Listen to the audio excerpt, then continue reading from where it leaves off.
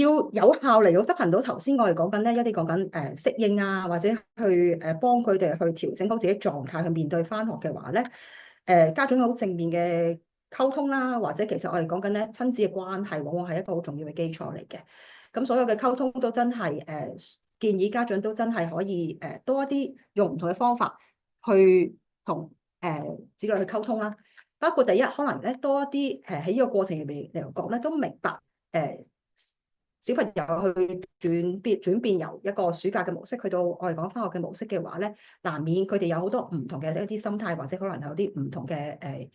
情緒嘅。咁有啲小朋友可能都仍然都係好想用好多時間去玩啦。咁我哋都要希望家長能夠明白其實佢呢方面嘅感受，同時間咧亦都係清楚去堅定要表達佢哋自己即係一啲期望喺調整嗰個過程嚟講要求小朋友做到嘅嘢，譬如咧。都建議家長可能多啲灌輸啊，其實係有啲信息就係話啊，媽媽好知道你好想玩，知道你暑假仲有好多時間都想繼續去玩，但係我哋亦都協議要按我哋頭先設計嘅時間表活動㗎喎。咁呢個係我哋講緊表達明白之餘，我哋亦都咧好清楚清晰地溝通翻我哋嘅一啲期望。咁另外咧都會建議家長用多啲正面嘅注意啦，嚟到增強我哋講緊咧佢一啲合作或者目標嘅行為，譬如。多啲講啦，灌輸啲信息就係啊，媽媽好欣賞，琴日你又按時間表所有嘅嘢都做咗，或者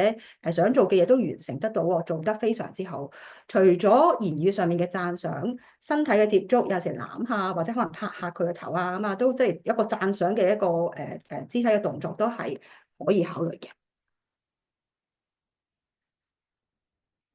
對於返學咧，可能部分學生亦都有啲心情嘅矛盾嘅，唔係淨係限於家長。一方面佢哋可能好期待到返學嘅時候會再次見返熟悉嘅一啲面孔，包括同學仔啦、老師啦。但係另一方面，可能佢哋都面對唔同嘅掙扎，包括可能其實有啲學生唔想返學，係因為以往可能有機會係俾同學仔欺凌啦，又或者有啲根本就係可能話啊，佢又返學咁早起身，我好攰，或者根本係因為呢個原因而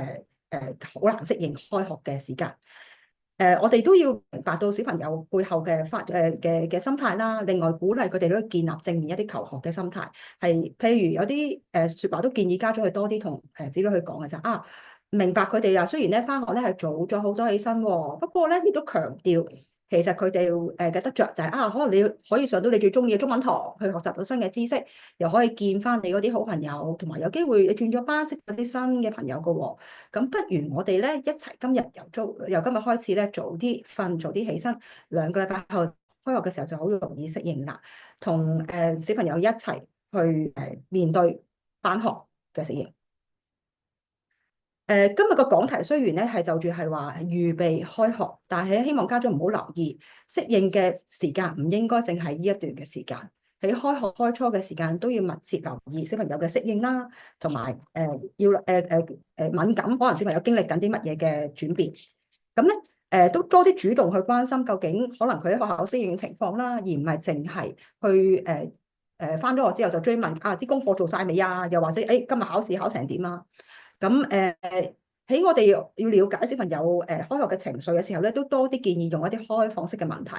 意思就唔係是否題嘅問題啦。咁啊，譬如可以試下問啦，即係啊嚟緊返學今日返學嘅感覺係點樣樣啊？有冇嘢覺得喺學校覺得好得意或者有成功感啊？有冇一啲擔心緊張嘅嘢？有冇一啲事情係想同爹哋媽咪分享啊？而避免去問我哋講緊咧，可能唔係即係純粹係一個是否題，或者有啲設定答案嘅問題，譬如我哋今日學校返去乖唔乖啊，做晒功課未啊，冇俾老師鬧啊呢啲問題。好。